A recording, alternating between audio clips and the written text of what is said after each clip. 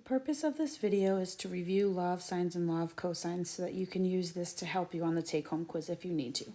At the top, you're going to see the law of sines and law of cosines written for you. Looking at law of sines, noticing again that the angle, the A is across from the little a, the capital B is across from the little b, etc. So we'll use law of sines when we have an angle across from a given side.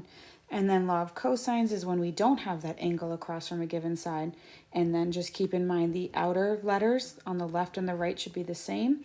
And then inside should be the two other side lengths squared, added together, minus 2 times each of those side lengths before you multiply by cosine of the angle. So the first two triangles that we learned were angle, angle, side, and angle, side, angle, both of which we could use law of sines for because there's an angle across from a given side.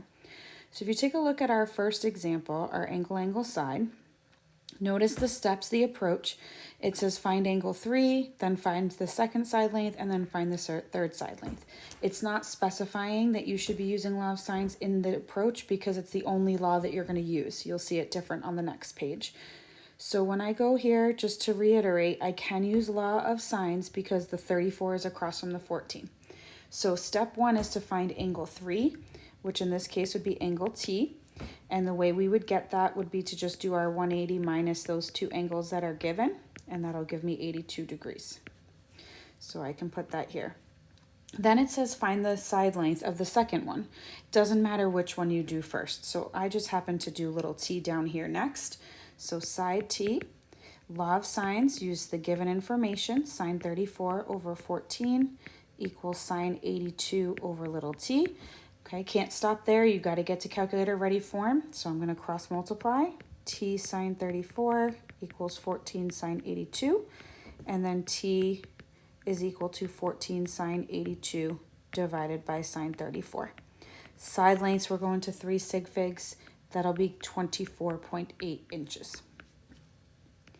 And then the last step is to find the third side. So in this case, little s. I'm still going to go back to the sine 34 over 14 to use the non-rounded given information. And then I'm going to say equals sine of 64 over little s. Cross multiply, s sine 34 equals 14 sine 64, and divide.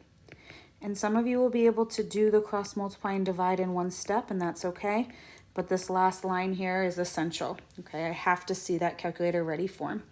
2 3 sig figs, we will get 22.5. And notice I put inches because it was given in the original. Then when we go to the next one, angle, side, angle, look at the directions in the approach. It says the same thing. Sometimes we're a little confused as to why we can use law of sines for this one because I don't see an angle across from a given side. But you'll notice as soon as I go to find angle C, subtracting from 180, I will get 63 degrees. When I fill that in, then I do have the side across from the angle. And so that's why I'm allowed to use law of sines. And just like the one above, it doesn't matter which side I find first. So I just happen to pick little b. So law of sines says sine of 63 over the side across from it, 25, equals sine of 23 over little b. So I'm going to cross multiply. B sine 63 equals 25 sine 23. And then I'm going to divide. So 25 sine 23 divided by sine 63. 3 sig figs is going to be 11.0, or just 11 is fine. And I don't give you units, so you don't have to label them. You can just say 11. And then find the third side, which is over here, little a. So sine 63 over 25. Again, I'm going to use that one and not the 11, which was rounded, equals sine 94 over little a. And so again, I cross multiply a sine 63 equals 25 sine 94 and divide. 25 sine 94 divided by sine 63. And that is going to equal 28.0, or just 28. Don't forget, before I go to the next side, in both of these, you really should be checking your answer. And the way that we can check our answers, when you look at the triangle, you can look to see, is your largest side across from your largest angle, and is your smallest side across from your smallest angle. And that will help guarantee that you get that right.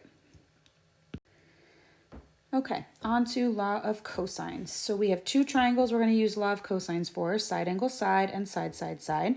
And as I said in class, this one, the first one, side angle side, is going to be the trickiest one because there is a specific order and switch that has to take place. So first off, notice I don't have a side across from a given angle, and so that's why I can't use law of sines. So step one says use law of cosines to find the third side across from the given angle. So I'm going to need to find little c.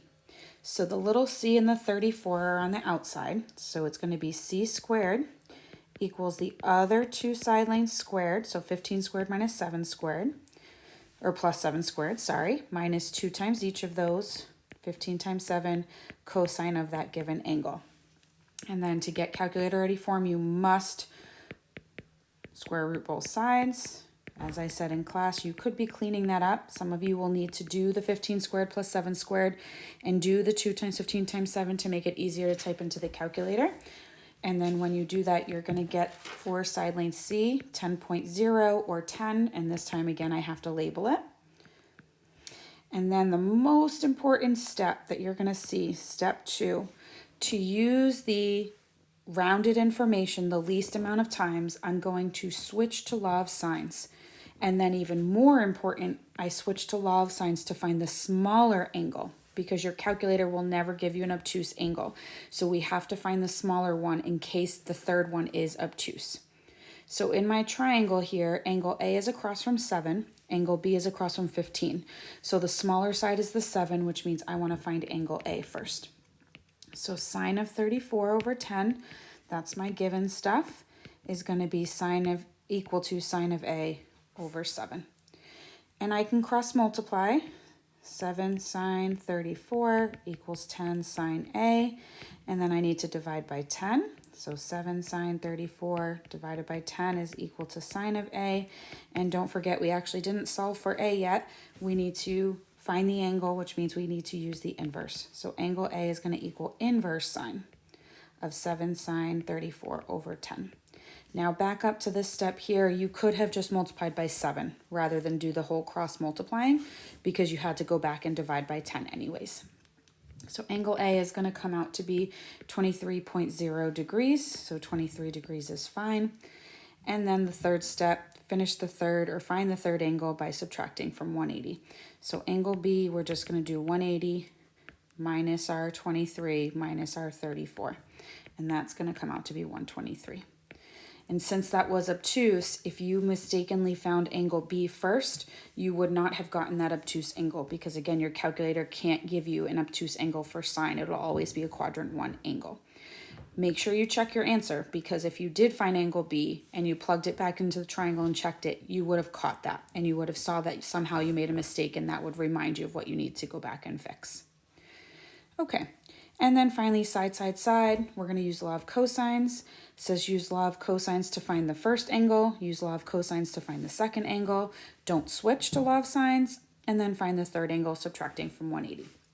So we're going to stay with law of cosines twice so that we don't use the rounded information by switching to law of sines. And there is no particular order in which you need to do this. So you could find any of the two angles and then subtract to get the third. So I just happen to choose angle S first. The side across from the S is the 14. So 14 squared equals the other two side lengths squared added together minus 2 times each of those side lengths, cosine of that angle I am searching for. And then we need to subtract our constants. I'll show this one in detail. So I'm subtracting the 9 squared and the 6 squared. And then I need to divide. That's a big multiplication problem. So I need to divide by all of those coefficients.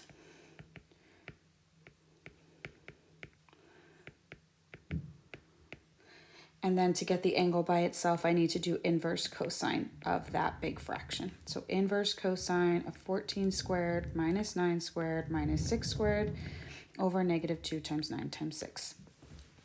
That will come out to be 137 degrees.